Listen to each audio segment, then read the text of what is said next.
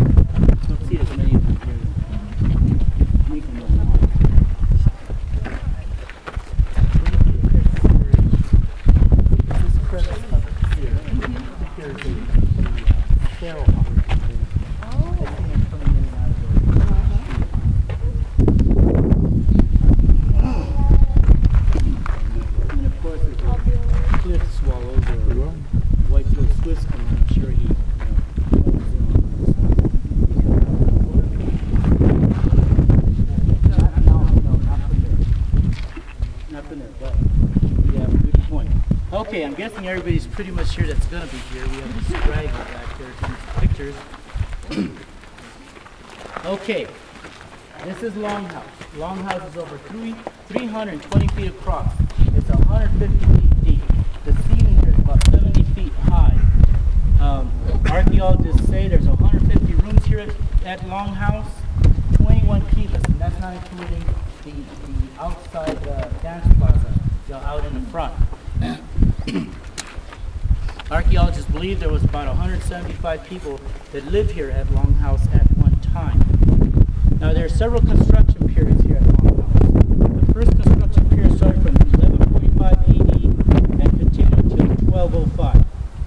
And then there was kind of a hiatus, it was kind of a break. There wasn't any construction or any kind of activity that we can see here at Longhouse for a very long time, possibly about 34 years. Because the next construction period started around 1248 to 1259. So between that time, between 1205 and 1248, it's very mysterious how we don't see any construction or reconstruction going on here at Longhouse. Some archaeologists suggest that people could have left Longhouse for that period of time and then came back. So it is, somewhat mysterious. The next construction period was around 1248 to 1259, and then there was a break, and then the next construction period after that was around 1261 to 1279. So all in all, here at Longhouse, people lived here maybe about 100 years, also accounting for the break when there wasn't anything going on. Now back to my original question. Why would people choose to build down here when they can build up on top and be closer to your crops? Any ideas? Cooler. Cooler. So you think it's cooler right here? Not here in the sun, but in there. Ah, but in there, and actually that's very true. When we go in there, you're going to see, I never really measured the temperature, but I always forget to bring a thermometer. But I'm pretty sure a lot of times when I've been in there, it's been 10 degrees different. So it'll be at least 10 degrees cooler in there than it is out here. So stabilization of temperatures was a definite plus. If you can imagine, when you go in there, it's very, very cool. And the reason for this is that it takes a lot of energy for the sun to heat up this massive sandstone. So in the shade, that rock is always going to be cool to the touch. And then during the winter, again, stabilization of temperatures was also a significant factor. If I built a fire right here, where does the heat go? Straight up, you never see it again. If I built a fire in there, where does the heat go? He goes, oh, there's ceiling on the way. The heat gets localized. So my fire would be warmer and more efficient in there than it would be out here, or than it would be up on top. So again, stabilization of temperatures was a definite plus. Any other advantages or any other ideas? What about, wait, one at a time. Okay, what about what? Because this can collect the water from the snow and the water is sinking from the areas of the rock. Actually, that is very true. I'm going to talk more about that later on. But actually, many of these cliff dwellings are very close to that shale line. And actually, we can see it right there. See that gray rock? That's the shale I was talking about. So many of these cliff dwellings actually have seed springs in the bed. So if you can imagine, if you build right next to that seed spring, you have water right there for your daily use. You don't have to go anywhere to get it. You don't have to risk like in wind. It's right there. So that is definitely a big advantage. Any other ideas? What about the wind?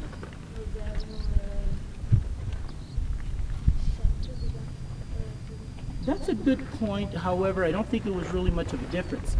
When the wind blows across this way, we get less wind, but it's more turbulent and it's more tumbling. When the wind follows through the canyon, actually it gets amplified and goes faster. Listen to that.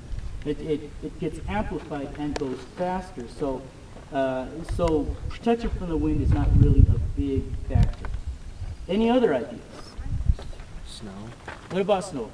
Okay, well, same as snow, actually. So if you're standing out here, snow and rain, precipitation, the drip line is out there somewhere. So if you're standing out here, you can actually be dry and comfortable even in inclement weather. In other words, you can be outside working while it's raining and and still be perfectly comfortable. So that's a definite plus. Any other ideas? What is that? Natural ceiling. And that's also a good point. When you think about it, the walls of this cave are walls that are already up, and also the ceiling of the cave is already up.